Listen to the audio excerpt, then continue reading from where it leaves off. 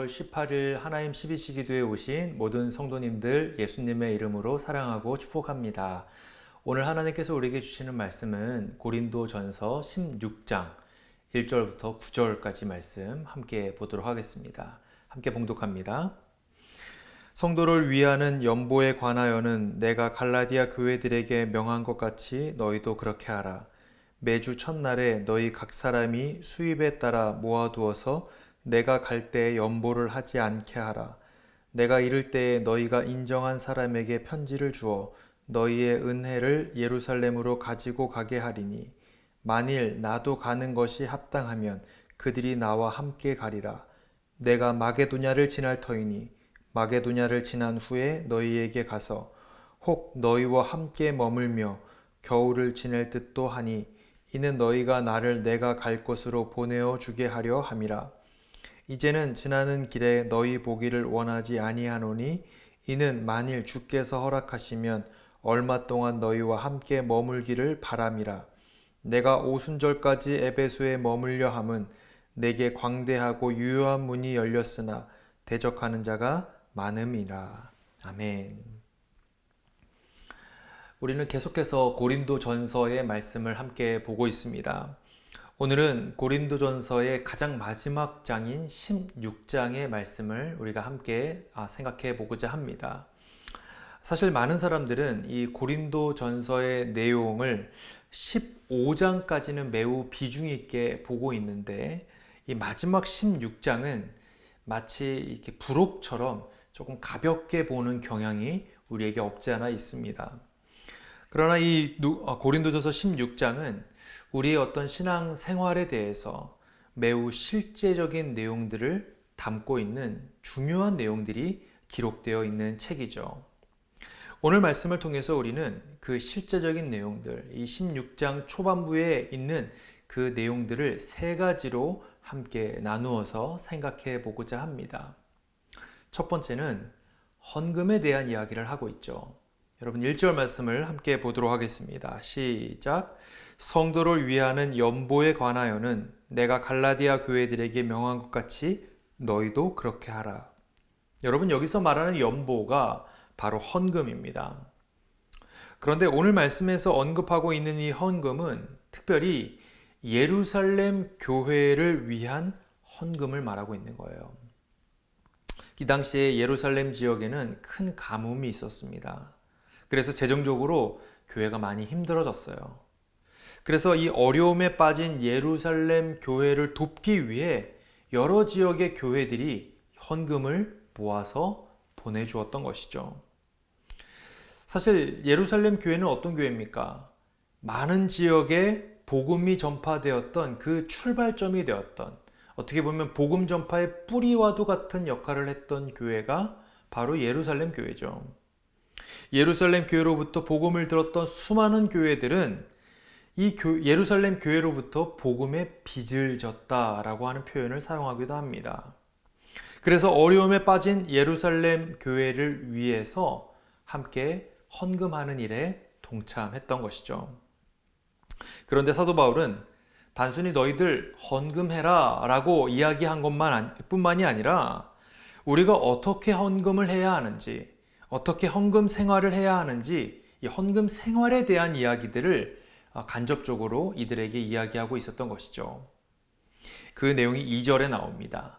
여러분 2절 말씀을 함께 보도록 하겠습니다. 시작. 매주 첫날에 너희 각 사람이 수입에 따라 모아두어서 내가 갈 때에 연보를 하지 않게 하라. 몇 가지의 지침들이 여기에 등장을 하죠. 먼저 뭐라고 얘기합니까? 매주 첫날이라고 합니다. 여러분 매주의 첫날은 언제입니까? 주일이죠. 매주의 첫날은 주일이죠. 그리고 그 첫날에 이 헌금을 준비하라고 이야기한 것에는 두 가지 의미가 있습니다. 주일에 드리는 우리의 예배, 우리 주일에 예배를 드리지 않습니까? 이 예배와 하나님께 우리가 헌금을 드리는 것, 하나님께 우리가 헌신하는 것은 분리되지 않는다. 즉 예배와 헌금은 같은 것이다. 함께 가야 한다라고 하는 것을 이야기해주고 있는 것이죠. 또 매주의 첫날이라고 하는 정해진 날에 맞춰서 우리의 드림이 준비되어야 한다는 것을 얘기하고 있어요. 또 두 번째로 뭐라고 얘기하고 있습니까? 너희 각 사람이라고 되어 있습니다. 우리가 하나님께 드리는 헌금, 이 헌신은 우리가 공동체로 드린다라고 하는 이렇게 뭉뚱그려서 드리는 것이 아니라 각 개인마다, 각 사람마다 준비되어야 하는 개인의 헌신, 개인의 드림이 되어야 한다는 것이죠. 또 세 번째로 무엇을 얘기하고 있습니까? 중간에 보게 되면 수입에 따라라고 되어 있어요. 각자 주어진 형편과 상황에 따라 각자가 드리는 헌신과 드림이 되어야 한다라고 하는 것이죠. 마지막으로 뭐라고 얘기하고 있습니까? 모아두라라고 하면서 내가 갈 때 연보를 하지 않게 하라고 이야기하죠. 여러분, 이것은 무엇을 의미할까요? 미리 준비된 헌금을 얘기하고 있는 거예요. 즉흥적으로 하지도 말고 급하게 또는 분위기에 휩쓸려서 하지 말 것을 권유하고 있는 것이죠. 우리의 헌금이 미리 준비되어야 한다. 그렇습니다, 여러분. 우리가 하나님께 우리의 헌금을 드릴 때 우리는 각 사람들이 각자의 형편에 따라 미리 구별되어 준비된 드림과 헌신이 되어야 한다라고 하는 것이죠. 즉흥적으로 해서도 안 되고 누군가에게 보이기 위한 목적으로 해서는 더더욱 안 된다는 거예요. 그렇기 때문에 우리는 교회에 오기 전에 우리가 하나님께 드리는 헌금은 미리 준비된 헌금이 있어야 한다라고 하는 것이죠. 이것이 철저하게 하나님을 향한 헌신임을 기억하고 드려야 한다라고 하는 거예요. 저희 큰딸이 이번에 대학을 가게 되면서 제가 얼마 전에 저희 딸에게 이런 얘기를 한 적이 있습니다. 시은아, 이제 네가 대학을 가면서 엄마 아빠와 좀 분리되어서 이제 예배를 드리게 될 텐데 네가 혼자 신앙생활을 하게 될 텐데 아빠는 시은이가 무엇보다 헌금 생활에 더 집중하고 더 성실했으면 좋겠다라는 얘기를 했어요. 찬양도 좋고 예배를 잘 참석하는 것도 좋고 열심히 봉사하는 것도 좋지만 헌금 생활에 정말 성실했으면 좋겠다. 왜냐하면 대부분의 신앙생활의 모습들은 눈에 띄고 잘 드러나는 모습들이 대부분이지만 이 헌금 생활은 눈에 잘 보이지 않는, 드러나지 않는 신앙생활의 모습인데 그렇기 때문에 더더욱 시은이가 헌금 생활에 더 철저했으면 좋겠다.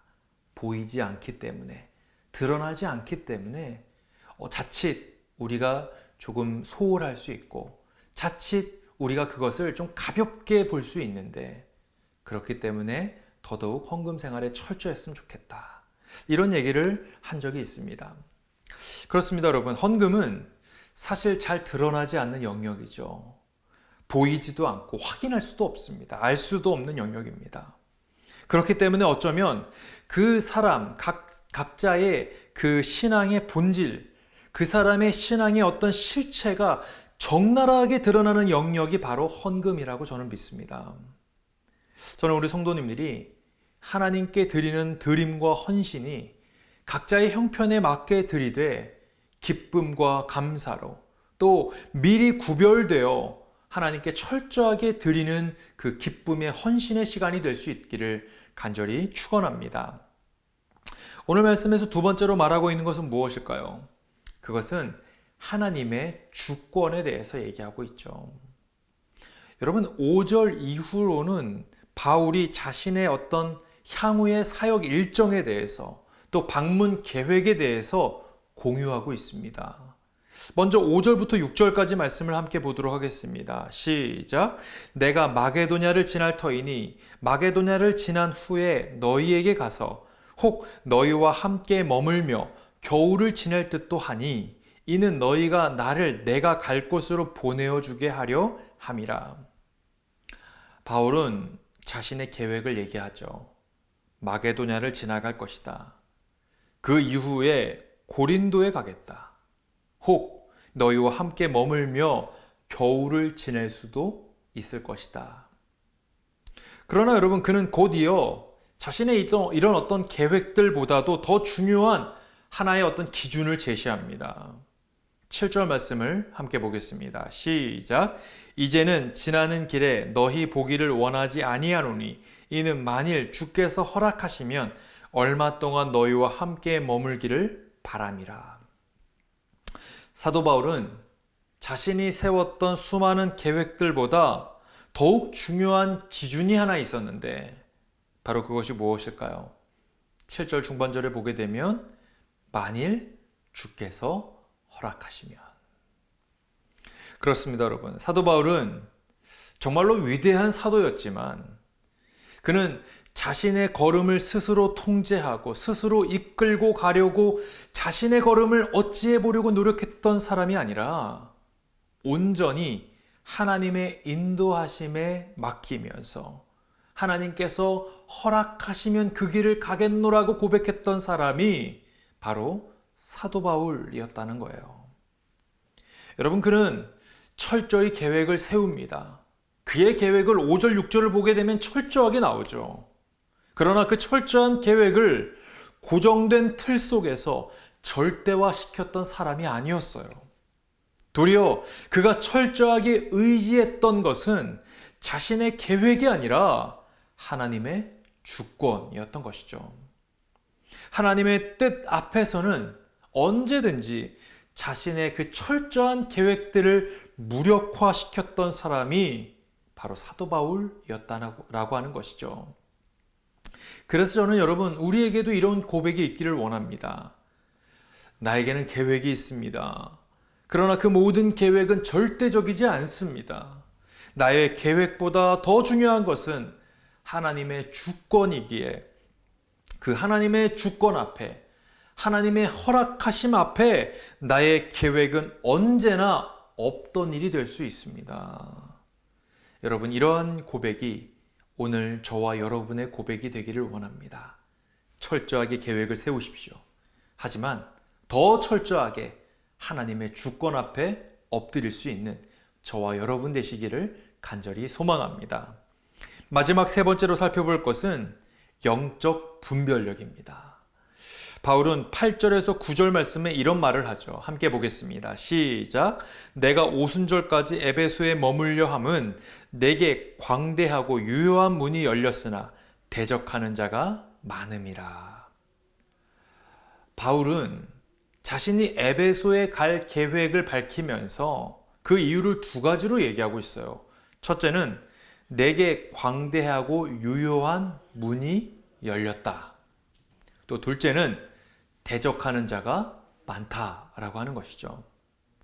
언뜻 보기에 광대하고 유효한 문이 열렸다라고 하는 말은 매우 긍정적인 사인처럼 보입니다. 문이 열렸다라고 하지 않습니까? 실제로 여기서 말하는 유효한이라는 단어는 원어로 보게 되면 에너지가 넘친다, 역동적이다 이런 뜻이 있어요. 그러니까 이 에베소라고 하는 지역에 복음의 에너지가 넘치고 있고 강력한 성령의 역사가 일어나고 있었다라고 하는 것을 의미하는 것이죠. 쉽게 말해 이 땅에, 이 에베소 땅에 복음의 문이 실제로 열렸다는 거예요. 그런데 여러분, 이것이 나의 환경이 편해졌다, 안락해졌다 라고 하는 것과는 별개의 문제입니다. 다른 이야기죠. 실제로 당시 에베소는 우상 숭배의 본거지였고 복음이 전파되기는 했지만 이 전파되고 있는 복음 전파에 대해서 불만을 품고 있었던 수많은 사람들이 너무도 강하게 대항했던 도시가, 그렇기 때문에 위험했던 도시가 바로 이 에베소였습니다. 복음이 활발하게 전파된과 동시에 위험했고 영적으로 거칠게 대항했던 도시가 바로 이 에베소였던 것이죠. 쉽게 말해 영적 전쟁터였어요. 그래서 사도 바울은 뭐라고 얘기합니까? 9절 후반부를 다시 한번 보게 되면 대적하는 자가 많음이라고 하죠. 사람들은 보통 나를 대적하고 방해하는 사람들이 많은 곳을 피하게 되어 있습니다. 그곳을 가지 않으려 하죠. 그러나 바울은 내가 에베소 땅에 가는 이유가 뭐라고 얘기하고 있습니까? 대적이 많기 때문이라고 얘기합니다. 놀랍지 않습니까? 여러분, 우리는 보통 대적들이 많으면 우리를 막아서는 요소들이 하나 둘씩 생겨나는 것을 바라보면서 뭐라고 얘기합니까? 아, 하나님께서 이 길을 막으시는구나. 대적들이 있으니까. 내 길을 막고 있는 사람들이 많아지니까 하나님께서 이 길을 막으시는구나 라고 생각하기 쉽습니다. 그러나 바울은 대적들이 많은 상황들을 두면서 그 상황들을 보면서 오히려 하나님께서 이 길을 열어주셨다라고 고백하고 있더라는 거예요. 상황을 보고 해석하는 관점이 완전히 다른 것이죠. 왜 그럴까요?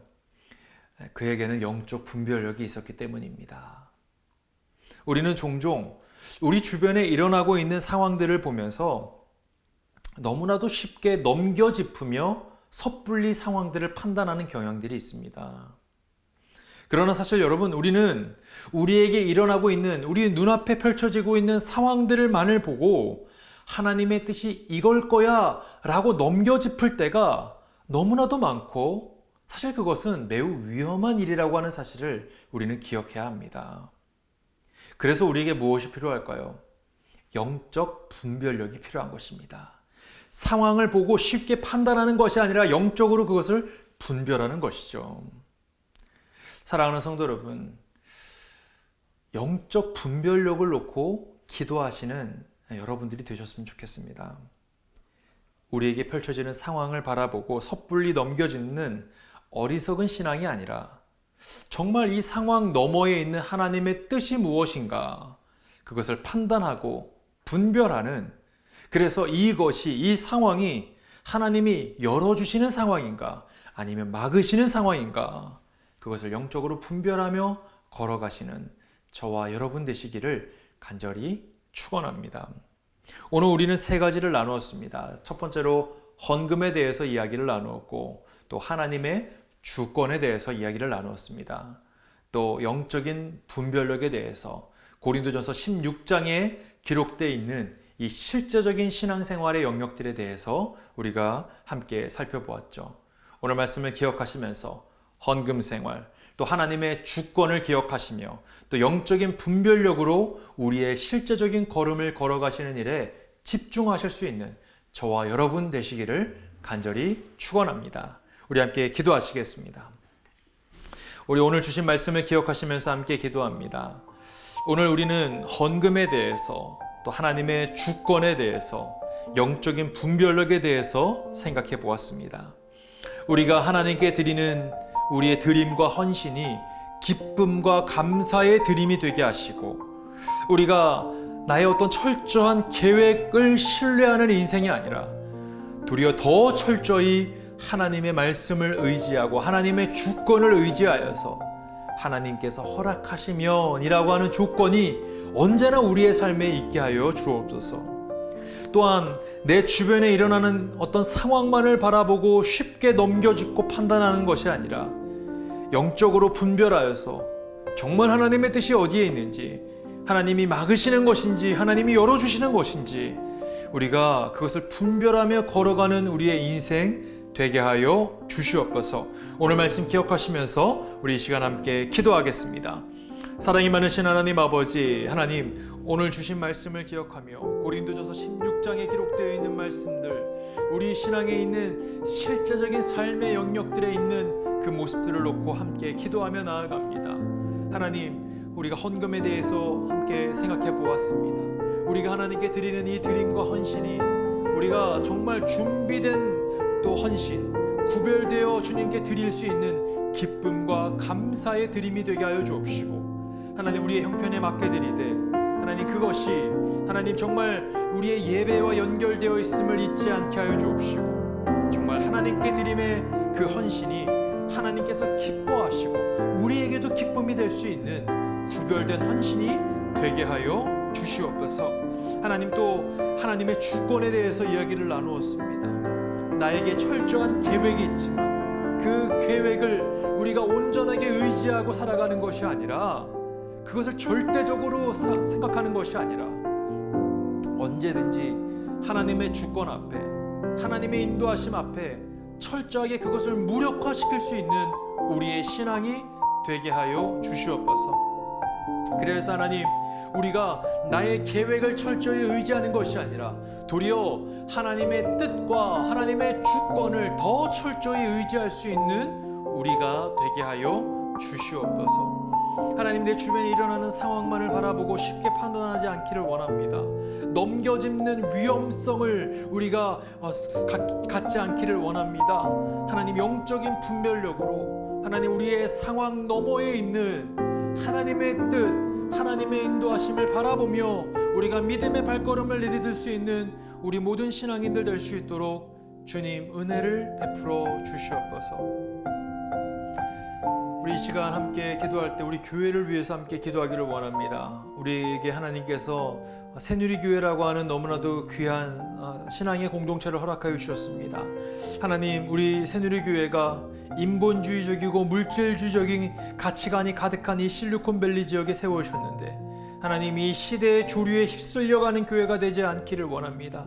도리어 우리 교회가 정말 연어 떼들이 물살을 거슬러 올라가듯이 하나님, 이 시대의 조류 속에서 우리가 도리어 거룩과 경건의 물줄기로 거슬러 올라갈 수 있는 우리 교회가 되게 하여 주옵시고, 하나님, 부흥의 불길이 활활 타오르는 교회, 회개의 역사가 곳곳에서 일어나는 교회가 되게 하시며, 하나님, 우리 교회 안에 말씀과 기도로 충만하고 복음과 성령으로 무장되어서 정말 하나님의 기쁨이 될 수 있는, 하나님의 마음을 시원케 해드리는 교회 공동체 되게 하여 주시옵소서. 특별히 하나님, 우리 교회가 비전센터를 놓고 기도하고 있습니다. 하나님, 비전센터가 단지 하나의 건물을 파고 사고 파는 문제가 아니라 우리의 다음 세대가 하나님을 뜨겁게 경험하는 귀하고 복된 시간들 될 수 있도록 주님 인도하여 주옵소서. 특별히 지금은 우리 VBS가 진행 중에 있습니다. 우리 어린아이들이 이 시간들을 통해서 하나님을 어렸을 때부터 인격적으로 경험하는 시간들이 되게 하여 주옵시고, 예수 그리스도가 내 삶의 주인이며 내 삶의 모든 것을 다스리시는 실제적인 하나님이 되심을 우리 어린아이들이 믿고 깨달을 수 있는 귀하고 복된 시간 되게 하여 주옵소서. 모든 봉사자들의 마음 가운데 성령으로 충만케 하여 주옵시고, 이 VBS가 하나님의 은혜 가운데 금요일까지 잘 끝날 수 있도록 주님 은혜를 베풀어 주시옵소서. 우리 VBS를 주님께 올려드리며, 또 우리 멕시코 선교, 일본 단기 선교 이후로 진행되어지는 모든 네이티브 아메리칸 선교, 또 우리 유스 모자익 리트릿을 위해서, 청년부 리트릿을 위해서, 여름에 있는 모든 교회 사역들을 위해서 우리 시간 함께 기도하는 시간 갖도록 하겠습니다. 함께 기도합니다. 사랑이 많으신 하나님 아버지, 하나님, 우리 새누리교회를 주님께 올려드리며 이 시간 기도하며 나아갑니다. 하나님, 우리 교회를 실리콘밸리 지역에 세우셨는데 우리 교회가 복음으로 충만한 교회, 하나님의 말씀으로 충만한 교회 되어 정말 하나님의 마음을 시원케 해드리는 하나님 멋진 신앙의 공동체 되게 하여 주시옵소서. 하나님, 우리 교회가 비전센터를 놓고 기도하고 있습니다. 하나님, 이것이 단지 하나의 건물을 사고 파는 문제뿐만 아니라 정말 하나님의 마음을 시원케 해드리는, 또 우리의 다음 세대가 하나님을 뜨겁게 만날 수 있는 하나님 귀한 영적인 공간이 아름답게 준비될 수 있도록 주님 은혜를 베풀어 주시옵소서. 특별히 VBS가 이 시간 이번 한 주간 진행되고 있습니다. 금요일까지 있게 되는데, 하나님, 이 시간들을 통하여 우리의 어린아이들이 하나님을 뜨겁게 만나게 하여 주옵시고, 예수 그리스도를 인격적으로 경험하는 시간 되어 하나님 그들의 삶의 목적이 하나님 주님 앞에 온전하게 드려질 수 있는, 그리하여서 하나님을 온전히 믿고 신뢰하며 나아갈 수 있는 우리 어린아이들 다 될 수 있도록 주님 은혜를 베풀어 주시옵소서.